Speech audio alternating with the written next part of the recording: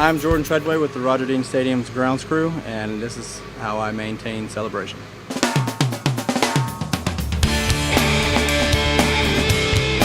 This is one of our most important times of the year because we only have three off days in a row, which is very not normal for us here. So it's the All-Star break for our team. So they're out. They just finished the game at 12:05, and now we're on it. We're going to verticut 2 directions, aerate tomorrow morning, and do some resodding, and they'll be back on it on Monday afternoon. So it's going to recover in 3 days' time? It will not recover in 3 days, but you'll be able to see significant growth by Monday afternoon, and probably within the next 7 to 10 days they'll be back to normal. Our teams are used to it. We do this every year, so they know the routine, and they work with us, and they don't complain too much. But you can play on it? Absolutely. What's the reason for verticutting both? Why do both ways? Well, with Celebration, it grows so aggressive laterally that it gets really thick, and after a while it gets to where it scalps and starts to look uneven and just off color. So it's good to go in and thin it out, give it some oxygen, allow it to keep growing, not crowd up on each other, and just keep going. So it's good. We try to do it at least 8 times a season out here, sometimes 6, depending on the weather. Is that the secret to managing Celebration? I think it is.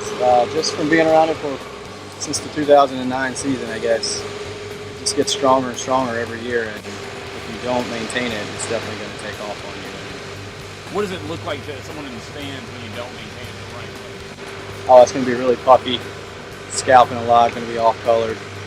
It's still going to have its dark green color just because of all the rain, but it's going to, you're going to see the scalps and all the dead yellow spots.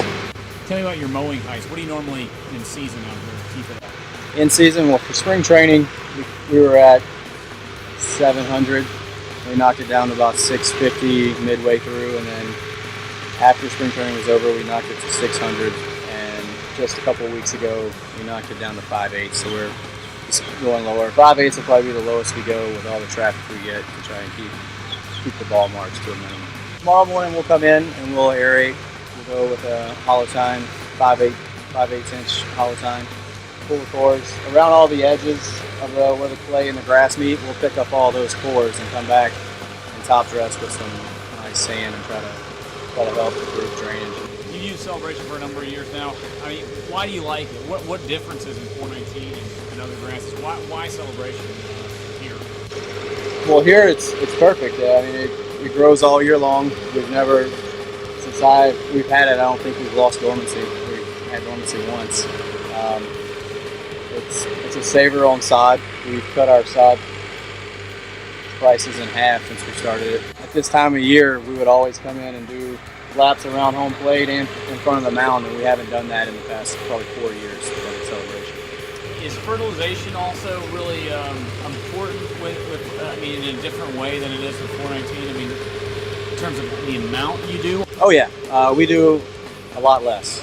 We've cut back, especially during the summer months. We don't have to go with much nitrogen at all. It's maybe a half a pound a month.